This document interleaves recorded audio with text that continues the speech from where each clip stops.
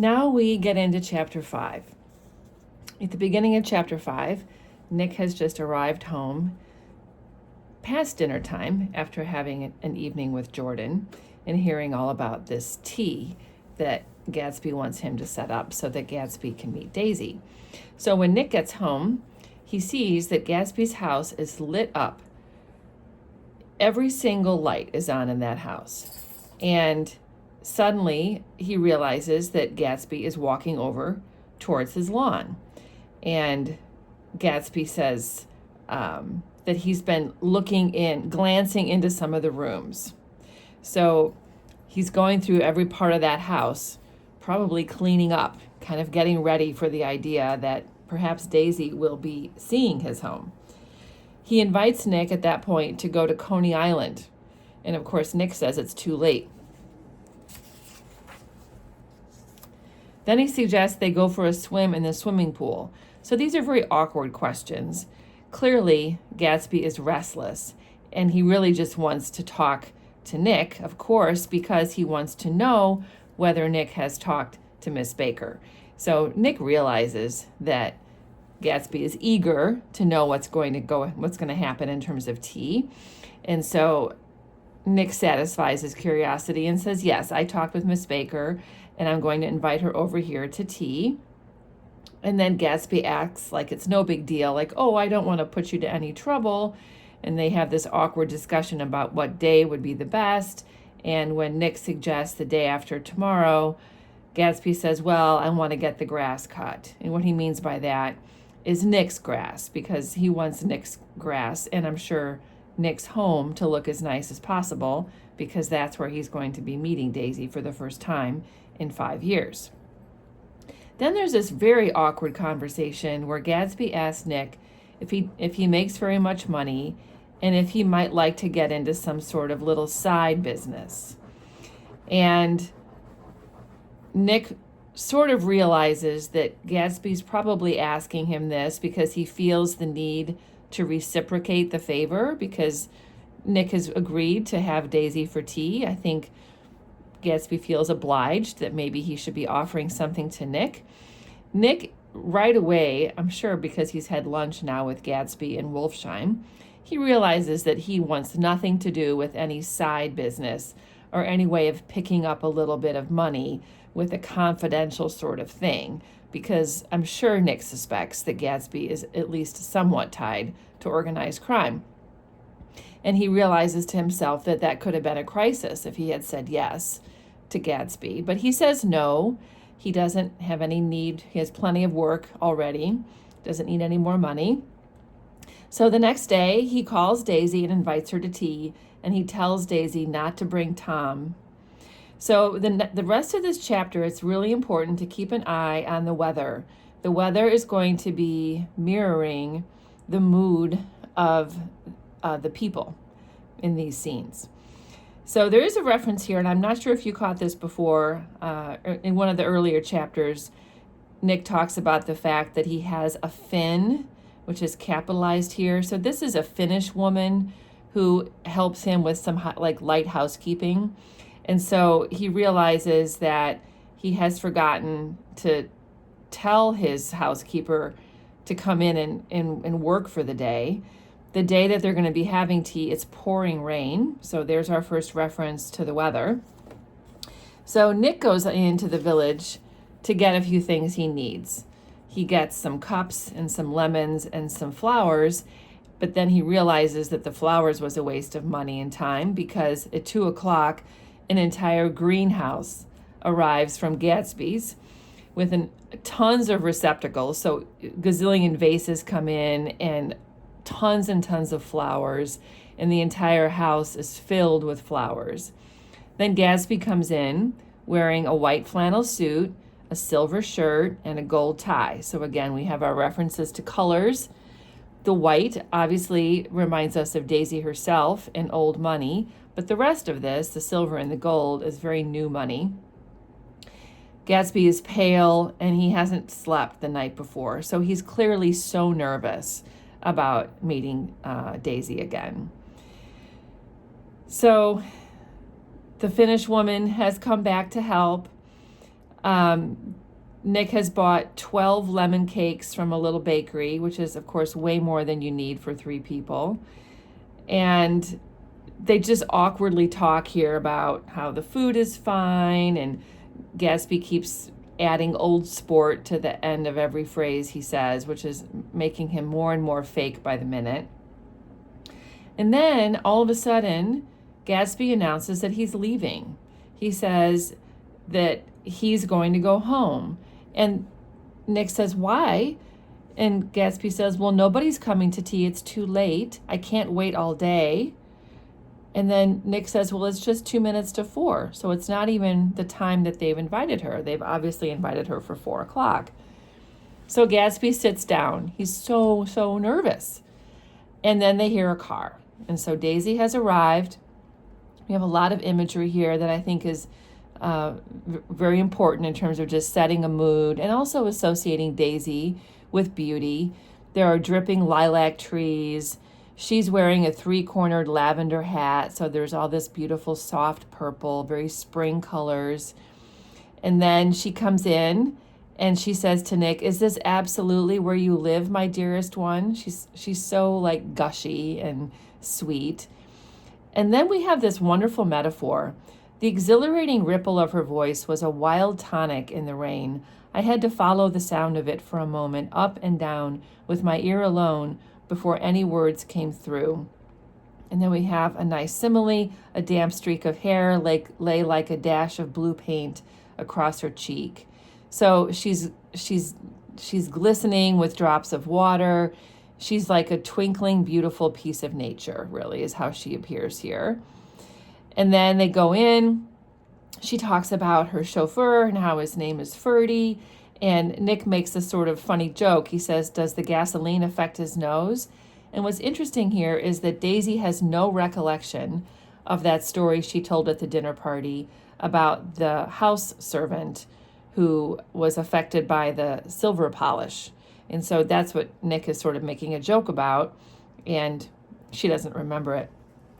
When they get inside, Gatsby is nowhere to be seen. So Nick is surprised to discover that the living room is empty. And he says, well, that's funny. And of course, Daisy doesn't know what he's talking about. She has no idea that there's somebody else there. And then they hear a knock on the door. And Nick goes to open it. And there is Gatsby, pale as death, with his hands plunged like weights in his coat pockets, standing in a puddle of water, glaring tragically into my eyes. So he's so unsure that this is going to go fine. He's worried that it's not going to go well. He comes in like a robot. He turns sharply as if he were on a wire and disappears into the living room. And Nick is nervous for him. He hears the beating of his own heart as he pulls the door closed against the increasing rain. So it's raining more and more and more as they begin this very tense encounter. Then he hears Daisy. I mean, obviously she's, I'm sure, shocked to see Gatsby. Nick hears Daisy's voice on a clear, artificial tone saying, I certainly am glad to see you again. And there's this endurably horrible pause, and then Nick goes into the room. And this description of Gatsby is also just wonderful. Gatsby, his hands still in his pockets, was reclining against the mantelpiece in a strained counterfeit of perfect ease, even of boredom. His head leaned back so far that it rested against the face of a defunct mantelpiece clock, and from this position his distraught eyes stared down at Daisy, who was sitting, frightened but graceful, on the edge of a stiff chair. They are both so nervous. We've met before, muttered Gatsby, which of course Nick already knows. And then they have this awkward conversation about the clock, because the fact that Gatsby is leaning up against it, it actually teeters for a minute on the mantle, and everybody is awkward and embarrassed, and even Nick is blushing. And then Daisy says, we haven't met for many years. And then Gatsby blurts out, 5 years next November. So clearly he has been keeping track of how long it has been since he has seen her. And the automatic quality of Gatsby's answer sets us all back at least another minute. So it is a little creepy. how accurately he's been sort of tracking the days since he last saw her. So they all get up to sort of go make tea, which is also sort of awkward. And then, of course, the housekeeper brings it in. So they all sit back down again to eat. And he talks about the fact that actually eating, having the tea and the cakes helps them all calm down. But Nick realizes that calmness wasn't an end in itself, and I made an excuse at the first possible moment and got to my feet. So, of course, the reason that Gatsby is there, is to meet again and talk with Daisy privately. So Nick gets out of there as soon as he can, and Gatsby is like, "Where are you going?" Well, obviously, Nick can't stay while they have this intimate conversation. So Nick says, "I'll be back," and then Gatsby chases him out, and he says, "I've got to speak to you before you go." And he says, "Oh, God." And Nick says, "What's the matter?" And Gatsby says, "It's a terrible mistake. He's made a terrible mistake." And Nick says, "You're just embarrassed, that's all. Daisy's embarrassed too." And Gatsby's surprised. "She's embarrassed? Just as much as you are." So Nick is very wise in this moment. He's offering counsel to Gatsby and telling him, like, this is awkward for everybody. Just get back in there. And then Nick scolds him. He says, "You're acting like a little boy. Not only that, you're rude. Daisy is sitting in there all alone." So Gatsby takes that little reprimand and he goes back inside, and Nick goes back out. So Nick goes outside in the rain. It is pouring. He stands under a huge tree where he can sort of be out of the rain. And he stands there and looks up at Gatsby's house. And this is an interesting description of the house. And I'm not sure if it's that easy to pick up on when you first read it. But someone who was in the brewing business had built it. And it was during the period craze, 10 years before. So this would have been like in 1910 or something. And the period craze means that people were building houses that look like they came from another place. Like, medieval times or from a different country or something like that. Not so much an American looking home. And the person who built it actually wanted the whole area around this massive home, which looks like some sort of French villa or something, to look like it was built during the feudal period. And what that means is that it would have been like resembling the property of a noble from medieval Europe, where the nobles would live on royal land in exchange for military protection of the king. And then on that royal land, the nobles would have tenants who paid money to them to live there. They would have been vassals. They would have had smaller homes on the land. And then even beyond that, there would be even smaller homes of peasants who would basically provide the labor for all the land. And so this person who built this massive house wanted to set up the smaller homes around as if they were like vassals or peasant homes. He actually asked people to have their roofs thatched with straw to make it look like it was, a European sort of farming peasant community around this massive house, which is so ridiculous. And then apparently that brewer lost his money or something, and he left the house, and this is the house that Gatsby bought. So after 30 minutes, the sun comes out. So this is important to note too. So we've had this very tense beginning to this meeting, and the whole time it's been pouring down rain. Now the sun is out, and we have grocers showing up at Gatsby's with the food for the evening. And as the rain was continuing, he could sort of hear inside Gatsby and Daisy's voices rising and swelling. But now that the sun is out, it's like peace and silence has fallen in the house too. So again, the weather is mirroring the spirit in the house. So he goes back in. He decides maybe this is a good time to go in, and he sees Gatsby and Daisy sitting on either end of the couch, looking at each other very intimately, as if some question had been asked. Daisy's face is smeared with tears. Gatsby literally glowed. And he's very relaxed. "Oh, hello, old sport," he says to Nick. And he says, it stopped raining, which is a wonderful bit of news. And then they look over and they see that the house next door is looking beautiful, and there's sunshine twinkling in the living room where they're all sitting. And even Daisy's response to it stopped raining. She says she's so glad, her throat full of aching, grieving beauty shows that she has unexpected joy. So clearly she's glad not just that it stopped raining, but that she's had this talk with Gatsby. So Gatsby, of course, wants to show Daisy the house. And so they decide to go over to his home. And the first thing Gatsby notices, and he points this out to Nick, is that the whole front of his house catches the light. He's kind of like the Sun King here. And Nick agrees it's splendid. And then Gatsby says, it just took me 3 years to earn the money that bought it. And Nick kind of calls him out on this little fib. He says, I thought you inherited your money.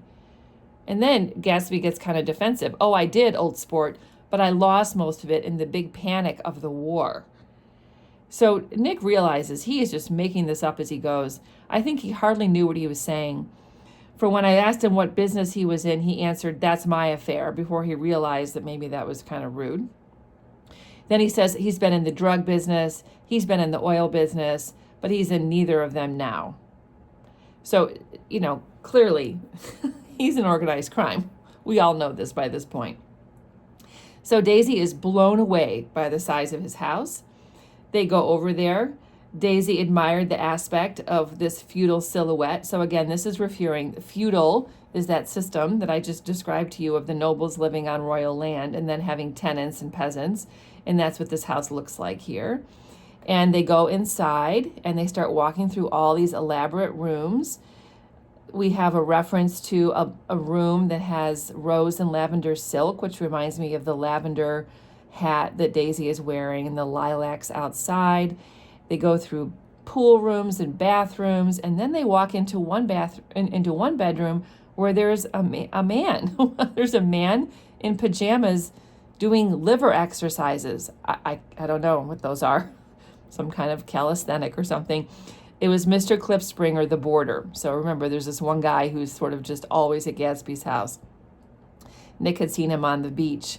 And then finally they come into Gatsby's own sort of bedroom area. It's a bedroom and a bathroom and a study, which is like a little office. And they have a glass of chartreuse, which is like a cordial, kind of a green, sort of strong tasting drink. He has never stopped looking at Daisy.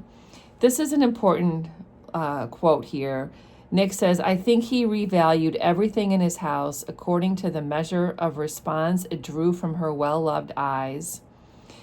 He goes on to say that he stared around at his possessions in a dazed way, as though in her actual and astounding presence, none of it was any longer real. Once he nearly toppled down a flight of stairs. So he is just in a dream state. He cannot believe she's actually there. He has a sort of a bathing set, shaving things that are in pure dull gold. Daisy looks at his shaving brush with delight and also his regular hairbrush. She smooths her hair, and then Gatsby just sits down and laughs. He just can't believe it. He just cannot believe that he's looking at her in his own home. He had passed visibly through 2 states and was entering upon a third. After his embarrassment and his unreasoning joy, he was consumed with wonder at her presence. He had been full of the idea so long, dreamed it right through to the end, waited with his teeth set, so to speak, at an inconceivable pitch of intensity. Now in the reaction, he was running down like an overwound clock. This is also a very important quote. It starts to set up the difference between a dream and reality. And this is going to get repeated again on the next page. So when we dream things, a lot of times they're more magnificent than the reality. And I'm sure you can think of a time in your life when you were excited for something, and then when you actually experienced it, it wasn't what you thought it was going to be. So he opens up his cabinet and starts showing Daisy all of his clothes, just sort of a strange thing. And he pulls out his shirts. He says he has all his shirts made in England, and he begins throwing these shirts on the bed. Shirts with stripes and scrolls and plaids and coral and apple green and lavender and faint orange and monograms of Indian blue. So these colors, again, these beautiful spring colors, remind me of the lilacs and Daisy's lavender hat. And then the most interesting thing happens. Daisy buries her head in the shirts and begins to cry. And she says, "It makes me so sad. I've never seen such beautiful shirts before." I'm sure in class you will talk about why she might be crying. I mean, obviously she's emotional because she's with him. But she's probably also emotional because he's different from Tom. And the beauty that she sees in him is beyond the shirts, and probably is not the same beauty that she sees in her husband, who she describes as a brute of a man. Then it begins to rain again. So this signals a shift in the mood. And Gatsby admits that for the mist, you'd be able to see Daisy's home across the bay. He says you always have a green light that burns all night at the end of your dock. So this quote is giving us the symbolism of the green light. This is what he was standing on his porch or his balcony, reaching his hands towards in the middle of the night and trembling. It was her green light on the dock. So this green light symbolizes the dream. For him, it's the dream of her, having her again, the dream of a lost love coming back to him. But in the book, the green light also symbolizes the American dream. Just this idea that, there is something greater out there and that there is a way to get it. Daisy put her arm through his abruptly, but he seemed absorbed in what he had just said. Possibly it had occurred to him that the colossal significance of that light had now vanished forever. Like, he's achieved it. Like, here she is. Compared to the great distance that had separated him from Daisy, it had seemed very clear to her, almost touching her. It had seemed as close as a star to the moon. Now, it was again a green light on a dock. His count of enchanted objects had diminished by one. So it's like the wind is out of his sails. The dream is over. The green light is no longer a dream of her. It's just a light because she's here. So the dream versus the reality is not quite the same.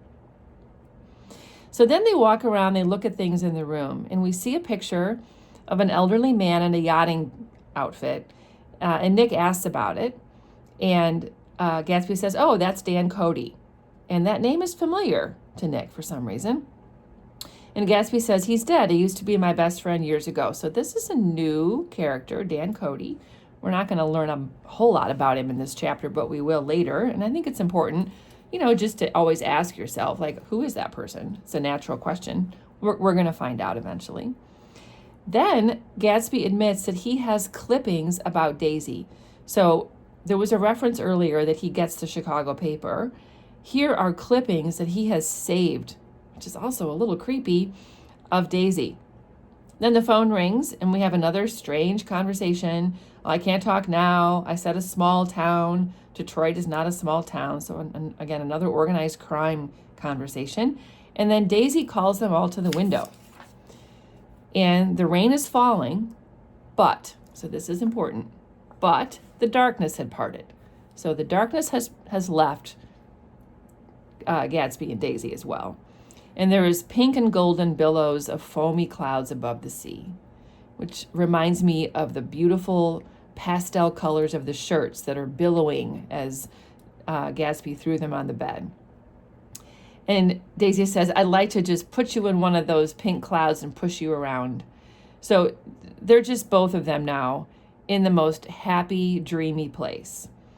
And Gatsby says, "I know what we'll do. We'll have Clip Springer play the piano." So they go down. Clip Springer's first name is Ewing. He calls Ewing. And they go downstairs, and Clip Springer comes out, and he does start playing the piano. And these are very sort of classic songs from the 1920s that represent parties and fun and the good life. Outside, there's a little bit of thunder off in the distance. That's a little ominous to me, but it's far away. So maybe that's foreshadowing something, or maybe, I mean, that's how I would pick up things like this. When we have Fitzgerald using the weather so consistently here to signal the mood change, when I hear a little bit of thunder, I sort of think, oh, it's not all good necessarily. And we have some of these lyrics here. The rich get richer, the poor get children. So again, it's sort of talking about the state of society. In the meantime, everybody just has fun. That's what he's singing here. And then Nick sees that there's bewilderment back in Gatsby's face, as though a faint doubt had occurred to him as to the quality of his present happiness. Almost 5 years. There must have been moments, even that afternoon, when Daisy tumbled short of his dreams. Not through her own fault, but because of the colossal vitality of his illusion. It had gone beyond her, beyond everything. He had thrown himself into it with a creative passion, adding to it all the time, decking it out with every bright feather that drifted his way. No amount of fire or freshness can challenge what a man will store up in his ghostly heart. This is absolutely a universal truth about dreams. And this is a theme statement from Fitzgerald, that dreams in general can be dangerous, that they can lead you astray or let you down. So the two of them are just, again, in this mesmerizing rush of emotion that they have between themselves. Nick says that he can tell they have forgotten that Nick is there, and Nick decides to leave because Gatsby takes Daisy's hand, and they look at each other, and they look at Nick remotely, and then Nick goes out of the room and leaves them together. It's raining again. So we can infer that a romantic and sexual affair begins that day between Daisy and Gatsby.